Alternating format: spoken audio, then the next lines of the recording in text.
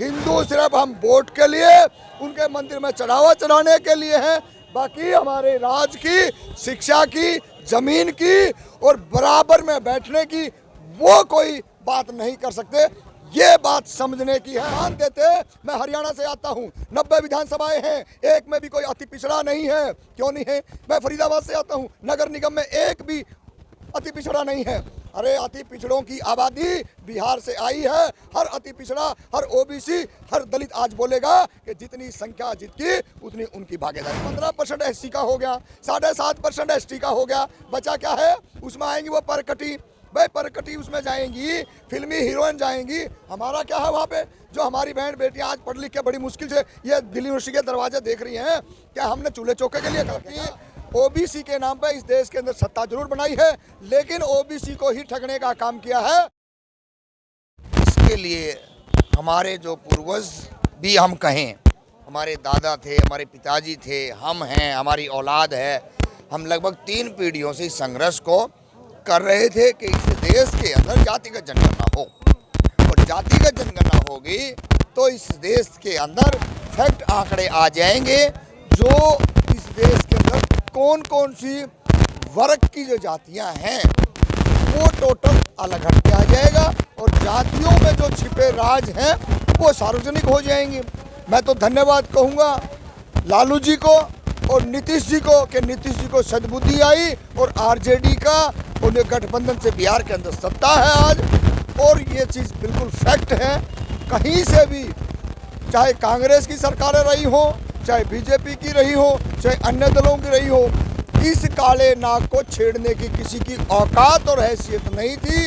लेकिन आज ये स्पष्ट हो गया है कि जो बहुजन समाज के जो नेता हैं, जो चिंतन मंथन करने वाले लोग हैं, उन्होंने जातीय जनगणना कराई और पूरे देश के अंदर सार्वजनिक करी। लेकिन बीजेपी आरएसएस ने रोकने का काम किया, तमाम तरीके के रोड़े अटकाने का। भागीदारी वाली बात है या फिर 2024 का एजेंडा सेट हो रहा है? नहीं, भागीदारी की बात है, कोई एजेंडा नहीं है। जितनी जिसकी संख्या होगी उनको उतना राजनीतिक में लाभ मिले, और जितनी संपत्ति है उसका भी वितरण होना चाहिए। हमारे को जो स्कूल थे हमारे, जिसमें एससी के, ओबीसी के, माइनॉरिटी के जो बच्चे पढ़ते थे, आज उनकी दुर्दशा क्या है? 10वीं से 12वीं प्लस 2 हो पाती है, एमए की बात छोड़ दिए, ग्रेजुएशन की बात छोड़ दिए, और ये देखिए कितना खूबसूरत यहाँ पे माहौल है।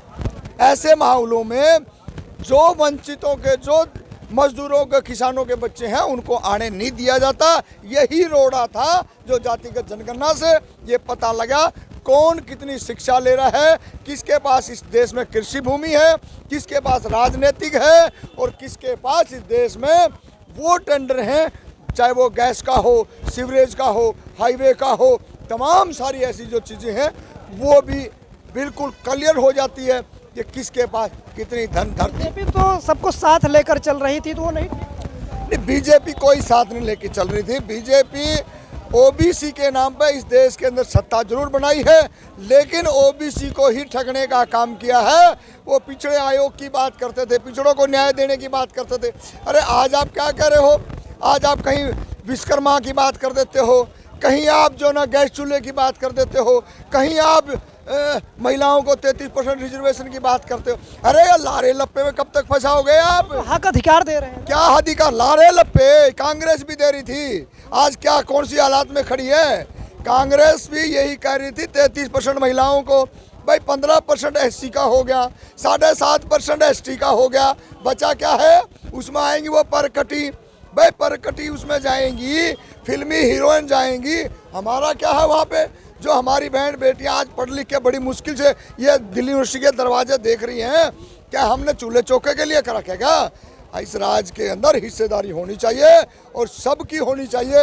ये हमारी बहुत लंबे समय से पूरी की पूरी दीवारें पोत दी हमने दिल्ली की, पूरे के पूरे शहरों में आंदोलन किए, लेकिन आखिरी में बहुत अच्छी सद्बुद्धि आई लालू जी ने, नीतीश जी ने, और हमारे को जातिगत जनगणना करा के जो जातीय जो आंकड़े हैं पूरे देश के सामने रखने का काम किया।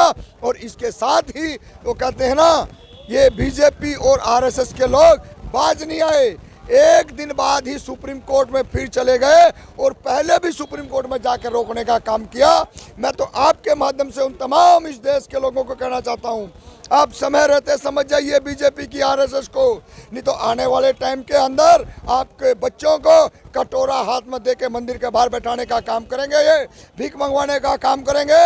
कांग्रेस ने तो कटोरा स्कूलों में दिया था, लेकिन बीजेपी आरएसएस की जो मानसिकता है वो आपको मंदिरों के बाहर भीख मांगने का काम करेंगे। क्यों कहता हूँ, राम मंदिर के नाम पे हमारे को बाबरी मस्जिद का दुहाई इन्होंने, और आज राम मंदिर जब बन गया तो ये जनवरी में उसको उद्घाटन करने वाले हैं, और फिर हमारे को वहाँ अंदर तो घुसने नहीं दिया किसी ओबीसी को, लेकिन बाहर जरूर कटोरा लेके बैठा देंगे। सचेत रहिए, सावधान रहिए, बीजेपी आरएसएस के शिकंजे में मत आइए। अपनी राजनीति की हक की बात और मान तो दे रहे हैं ना, उनके कैबिनेट में 29 करीब 29 कैबिनेट मिनिस्टर हैं। सम्मान अलग चीज है, सम्मान दे रहे हैं वो लोग, सम्मान दे रहे हैं कुछ चतुर चालाक लोगों को।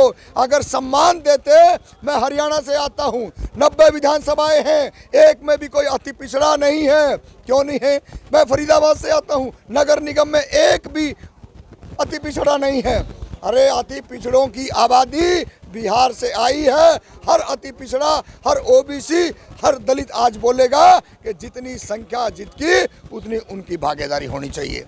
हम लड़े भी गए और जीते भी गए, अब समय वो कोई दूर नहीं है। ये जा रहा है कि समाज को ऐसे जाति जात करके समाज बढ़ जाएगा।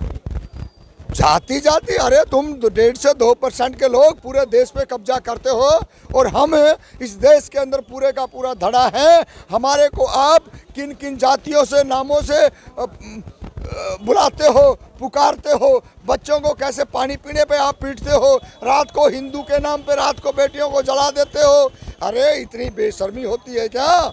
कम से कम उनको, जाति तो पुरानी बात हो गई, अब तो सिर्फ सब हिंदू हैं बस।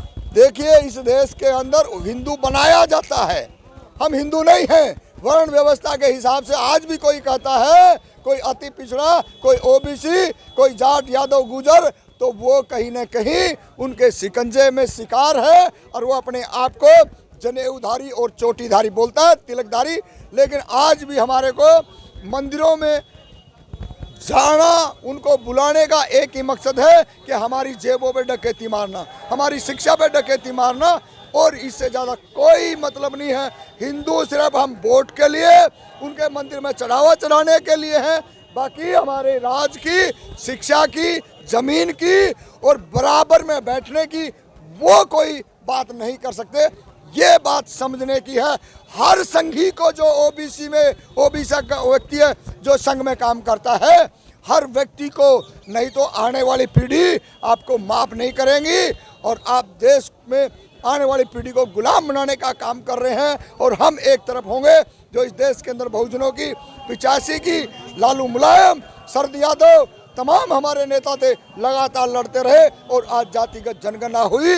हम उनको, हमारे नेताओं को और आम जो लोग उनके साथ लगे थे, उनको हम धन्यवाद करते हैं। जय भीम। जनगणना हुआ है, इससे क्या बदलेगा? इससे राजनीति में क्या बदलेगा? इससे ये बदलेगा, तमाम जो इस देश के जो राजनीतिक से अछूत रहे हैं, वो लोग जाति आधारित, संख्या आधारित, धन संपत्ति आधारित, शिक्षा आधारित, वो सारी चीज़ों को लेकर के आंखों में आंख डाल के सरकारों को कहेगी या तो धर जाओ और या मर जाओ, क्योंकि बराबर की विधानसभा चाहिए। चैनलों के सर्वे में फिर से आ रहे हैं। क्या आ रहे हैं? टीवी चैनलों के सर्वे में फिर से बीजेपी वापसी कर रही है। बीजेपी कोई वापसी नहीं कर रही। इनकी गोदी मीडिया के जो एंकर थे, आधे तो उनका बहिष्कार हो चुका है, थोड़े बहुत जो बचे हैं वो भी चले जाएंगे।